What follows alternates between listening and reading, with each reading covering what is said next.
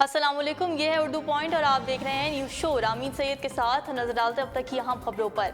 आपको बताऊं, supreme court Panama के समाअत के हवाले से पानामा स्कैंडल सामने आने के बाद से लेकर अब तक रोजाना की बुनियाद पर सुप्रीम कोर्ट में समाअत होती है, जिसमें दोनों फरीकीन के वकला की जानिब से मुख्तलिफ दलाइल पेश किए जाते हैं, लेकिन फैसला ताहाल सामने नहीं आ सका। कोई भी फैसला अब तक नहीं लिया जा सका है।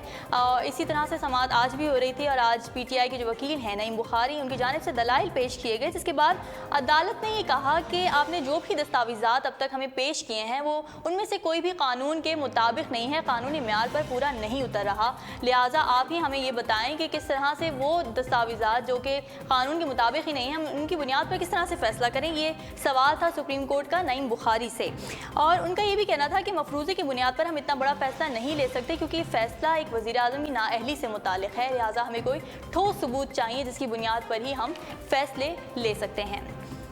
इसके अलावा मैं बात करूंगी फ़ौजी अदालतों के हवाले से। फ़ौजी अदालतों में तोसी के हवाले से आज पार्लियामेंट में एक इजलास हुआ, जिसमें मुख्तलिफ पॉलिटिकल पार्टीज़ ने हिस्सा लिया और उन्होंने हुकूमत के सामने ये मौक़िफ़ रखा कि हमें इस तोसी के हवाले से ब्रीफिंग दी जाए और अब तक फ़ौजी अदालतों के तहत जो भी कार्रवाई की गई है उसके हवाले से भी हमें आगाह किया जाए।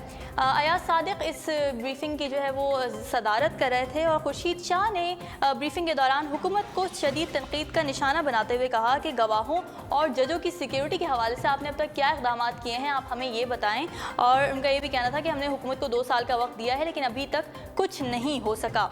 दूसरी जानिब अयाज सादिक का ये कहना था कि फ़ौजी अदालतों की तौसीह का मामला हम इत्तेफ़ाक़ राय से ही हल करेंगे, इसके बगैर हम इस पर कोई भी फ़ैसला नहीं लेंगे। खुर्शीद शाह ने आखिर में ये कहा कि अगर फैसला ना हुआ तो 17 जनवरी को दोबारा से इजलास होगा। व्यूअर्स, मैं आपको आगाह करती हूँ, इंडियन बॉर्डर सिक्योरिटी फोर्स के एक एहलकार की जानिब से एक वीडियो सामने आई है, फेसबुक पर वायरल हो चुकी है और सोशल मीडिया पर जो है वो भारतीय हुकूमत और भारतीय इंतज़ामिया पर एक सवालिया निशान खड़ा हो गया है। इस वीडियो के बाद वीडियो में एक फ़ौजी एहलकार है भारतीय, जो कि मकबूजा कश्मीर में तैनात किया गया है, 39वीं बटालियन से इसका ताल्लुक़ है। इसने वीडियो बनाई और इसमें इसका ये कहना है कि हमें सहूलतें नहीं दी जा रही, हमारे खाने पीने का कोई इंतज़ाम नहीं है भारतीय हुकूमत की जानिब से।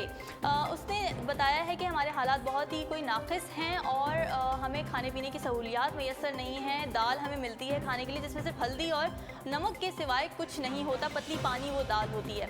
इसके अलावा उसने ये भी बताया कि चाय का 1 कप मिलता है सुबह और इसके अलावा 1 पराठा मिलता है और हमें कुछ नहीं दिया जाता। तो उसका ये कहना था कि हमें इसी खाने के सहारे जो है वो 10-10 घंटे काम करना पड़ता है। तो हुकूमत हमें ये बताए कि हम किस तरीके से एक फ़ौजी एहलकार सरहद पर जो कुर्बानी देकर सरहद के हिफाजत कर रहा है, वो किस तरीके से इस नाक़िस खाने के सहारे ज़िंदा रहेगा और अपनी ड्यूटी सरअंजाम देगा। इस हवाले से एक वीडियो मेरे पास है जो मैं आपसे शेयर करना चाहती हूँ, जो कि इस फ़ौजी एहलकार की ज़बानी अपने हालात ये बता रहा है। तो आइए देखते हैं वीडियो। जो कि हमारे को कुछ नहीं मिला इन हालातों में। ऐसी हालात हैं, कई बार तो जवान भूखे पेट भी सोना पड़ता है। मैं सुबह का नाश्ता आपको दिखाऊंगा, जो कि 1 पराठा मिलता है, जिसमें ना कुछ भी नहीं है, ना अचार है, ना सब्जी है, सिर्फ चाय के साथ। दोपहर का खाना मैं आपको दिखाऊंगा, कंटिन्यू दाल जो है जिसके अंदर सिर्फ हल्दी और नमक होगा, उसके सिवाय कुछ नहीं होगा। रोटियों की हालात भी दिखाऊंगा। मैं फिर कह रहा हूँ, भारत सरकार सब कुछ देती है, भारत सरकार के सब कुछ आता है, स्टोर भरे पड़े हैं, लेकिन वह सब बाजार में चला जाता है। कहाँ जाता है, कौन बिक्री करता है, इसकी जांच होनी चाहिए। मैं आदरणीय प्रधानमंत्री जी से भी कहना चाहता हूँ कि कृपा करके इसकी जांच करवाएं। दोस्तों, ये वीडियो डालने के बाद शायद मैं रहूं या ना रहूं, क्योंकि अधिकारियों के बहुत बड़े हाथ हैं, वो मेरे साथ कुछ भी कर सकते हैं, कोई भी कुछ भी हो सकता है, आप सोच सकते हो। इसलिए इस वीडियो को ज़्यादा से ज़्यादा फैलाएं, पूरा शेयर करें, ताकि हर मीडिया आके यहाँ जांच करे, देखे कि किन हालातों में जवान है। मैं बाकी वीडियो आपके पास पेश करूँगा, जिसकी पूरी डिटेल। जी व्यूअर्स, आपने ये वीडियो देखी, इसमें साफ तौर पे जो है ये एहलकार अपने हालात और वाक़यात और जो मसाइल इसको पेश हैं इसके हवाले से बता रहा है। लेकिन इसने इसमें वीडियो में ये बात कही है कि हुकूमत की जानिब से हमें कोई मसला नहीं था, हुकूमत ने पूरी हमें फंडिंग की है और जो भी खाना राशन आता था हुकूमत की जानिब से बड़ा अच्छा आता था। लेकिन जो मसला हुआ है वो एक आला अफसर था जो कि इस चीज़ में मुलव्वस है। जो भी खाना आता था, अच्छी क्वालिटी की जो भी चीज़ें होती थी वो सब बेच देता था और जो सब स्टैंडर्ड की चीज़ें रह जाती थी वो इन एहलकारों के नसीब में होती थी। तो हम ये कह सकते हैं कि ये जो आला अफसर हैं, मुलव्विस हैं, इनको पाया तकमील तक पहुंचाने की जो है वो बहुत शदीद ज़रूरत है हुकूमत की जानिब से। ये एहलकार जो है वो बड़ी दीदा दिलेरी से वीडियो बना तो रहा है, लेकिन इसकी आवाज़ में भी और इसके अल्फाज में भी ये बात साफ ज़ाहिर है, ये डर साफ ज़ाहिर है कि हो सकता है कि इसको कोई मसाइल का सामना करना पड़े इस वीडियो को सामने लाने के बाद। जो कि इसने कहा भी है कि अफसरान के हाथ बहुत लंबे हैं और ये हमें जो है, मुझे हो सकता है कि जब तक ये वीडियो आप तक पहुँचे तो मैं उस वक्त ज़िंदा ना रहूँ, लेकिन उसने बस हमसे यही दरख्वास्त की है कि हम इस चीज़ को आगे से आगे बढ़ाएं ताकि भारतीय हुकूमत और भारतीय इंतज़ामिया की जो कोताहियाँ हैं वो सबके सामने आ सके। भारत वो मुल्क जो कि दूसरों के मामलात में बोलता है, बोलने से कभी गुरेज नहीं करता, उसके अपने अंदरूनी मामलात इस कदर ख़राब हो सकते हैं, ये अंदाज़ा इस वीडियो से लगाया जा सकता है। इसी हवाले से ताज़ा तरीन अपडेट्स मैं आपको देती चलूँ। भारतीय वज़ीर दाखिला राजनाथ सिंह ने इस बात का फौरी नोटिस लिया है और नोटिस लेते हुए उसने आला अफसरान भी उधर भेज दिए ताकि वो मामलात की संगीनी का जायज़ा ले सकें और इसके लिए कोई हल भी निकाला जा सके। इसके अलावा इस फौजी एहलकार को सरहद से हेडक्वार्टर पर भी मुंतकिल कर दिया गया है।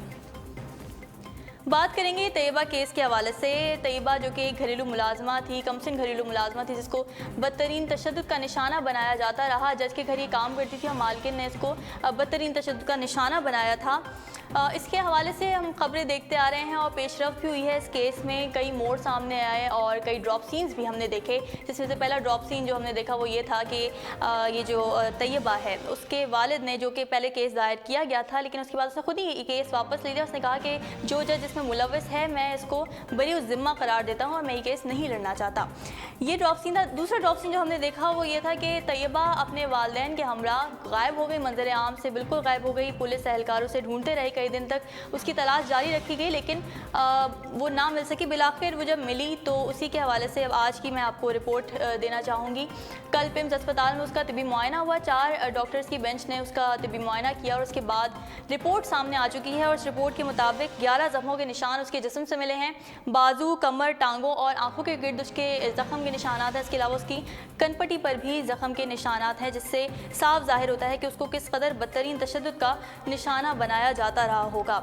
डॉक्टर्स का ये कहना है कि जहनी तवाज़ुन बिल्कुल दुरुस्त है मगर बच्ची दबाव का शिकार है, जो कि जाहिर सी बात है, कोई भी इंसान हो सकता है जब उसके साथ इस तरह के मसाइल हों, इस तरह से बदतरीन तशद्दुद का उसे निशाना बनाया जाता रहा हो।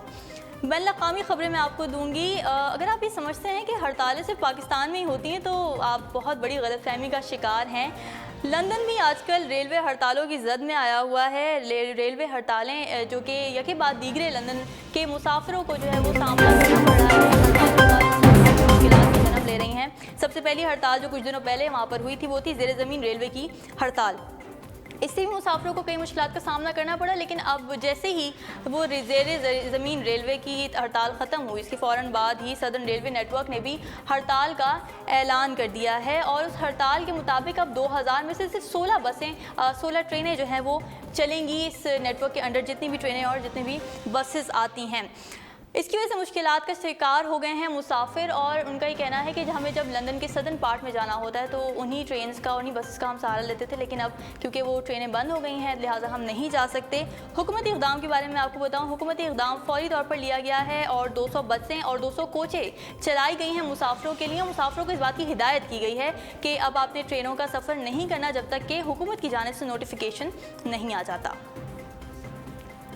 और जनाब, भाग भारत हालिया कशीदगी के बारे में तो आप सभी वाकिफ़ हैं। बॉर्डर के दोनों अतराफ से ही गोलियों के साथ साथ अल्फाज की जंग भी जारी थी, लेकिन अच्छा, और रिसेंटली भी ये भी हुआ था कि बॉलीवुड जो फिल्में थी वो पाकिस्तान में बैन हो गई थी और पाकिस्तानी एक्टर्स जो थे वो इंडिया में बैन हो गए थे। लेकिन अब हैरान कुन एक न्यूज़ मेरे सामने आई है जो कि ये है कि पाकिस्तानी एक्टर्स नामजद किए गए हैं फिल्म फेयर अवार्ड्स में, जो कि अभी आने वाले 62 फिल्म फेयर अवार्ड्स आने वाले हैं। इसमें पाकिस्तानी सिंगर्स और एक्टर्स को बड़ी कैटेगरीज में नॉमिनेट किया गया है, जिनमें राहत फ़तेह अली खान, आतिफ असलम और क़ुर्रतुल-ऐन बलोच सिंगर के तौर पर नॉमिनेट की गई हैं, जबकि फवाद खान जो हैं वो ऐ दिल है मुश्किल में सपोर्टिंग रोल करने के लिए नॉमिनेट किए गए हैं।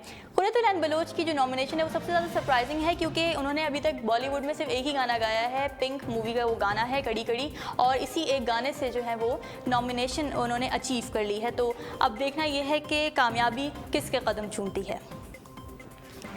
जी जनाब, वर्ल्ड रिकॉर्ड्स कायम करने का रिवाज जो है वो चल पड़ा है और ये सिलसिला कई सदियों से चलता आ रहा है, अभी भी चल रहा है। इसी हवाले से नित नई चीज़ें रोज़ हमारे सामने आती रहती हैं। ऑस्ट्रेलिया में भी वर्ल्ड रिकॉर्ड कायम किया गया। ये बड़ा ही मुनफरिद वर्ल्ड रिकॉर्ड है। इसमें माहिर बेकर्स ने मिलकर वेनिला स्लाइस बनाया है और ये वेनिला स्लाइस कोई नॉर्मल या मामूली स्लाइस नहीं है, बल्कि ये 804 किलोग्राम का एक स्लाइस है। 4 माहिर बेकर्स ने मिलकर इसको बनाया है और इस पे जो लागत आई है उसके बारे में आपको बताती चलूँ। तकरीबन 600 किलो इस पे कस्टर्ड लगा है, 150 किलो पेस्ट्रीज़ लगी हैं और 50 किलो इस पे आइसिंग शुगर लगी है, तब जाके ये इतना बड़ा कारनामा जो है वो सरअंजाम दिया गया है। इससे कबल जो यही रिकॉर्ड इससे कबल जो बनाया गया था वो था 676 किलो का जो था ये रिकॉर्ड था, पिछला रिकॉर्ड, जिसको अब तोड़ के ऑस्ट्रेलिया के माहिर बेकर्स ने जो है इस रिकॉर्ड को तोड़ दिया है और अब ये 804 किलोग्राम की नई पेस्ट्री स्लाइस बना दी है। जी बड़ी दिलचस्प खबर से आपको आगाह करती हूँ। फ्रेंच फ्राइज़ तो सभी को पसंद होंगे, जो मेरे व्यूअर्स हैं उनको भी पसंद होंगे और मैं अगर अपनी बात करूँ तो मुझे भी बहुत पसंद है। लेकिन ये फ्रेंच फ्राइज़ का जो इश्क होता है ये कभी कभी जुनूनियत की कैफियत तक पहुँच जाता है और ये इंसान के लिए बड़ा ही नुकसानदेह भी साबित हो सकता है। इस बात को साबित किया है बरतानिया की खातून ने, जिन्होंने अपने बॉयफ्रेंड को सिर्फ इस बात पर ज़ख्मी कर दिया बुरी तरीके से कि उस बॉयफ्रेंड ने अपनी गर्लफ्रेंड के सारे फ्रेंच फ्राइज़ खा लिए थे।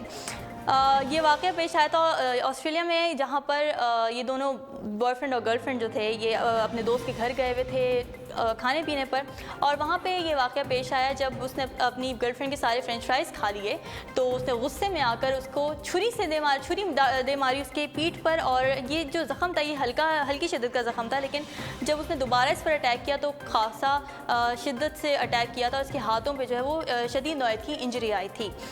इसके नतीजे में इस लड़की को 115 पाउंड्स का जो है वो जुर्माना पड़ चुका है। 26 वीक्स के लिए इसको कस्टडी में भी दे दिया गया है, जबकि बॉयफ्रेंड का ये कहना है कि ये लड़की जो है वो मेंटली डिस्टर्ब थी, लिहाजा मैं कोई कंप्लेन दायर नहीं करना चाहता। लेकिन कानून जो होता है वो कानून होता है और उस कानून के तहत कार्रवाई होनी ही होती है। आज के लिए इतना ही। मज़ीद खबरों और अपडेट्स के लिए आप विज़िट कर सकते हैं हमारी वेबसाइट www.urdupoint.com। फ़िलहाल मुझे दीजिए इजाज़त। अल्लाह हाफ़िज़।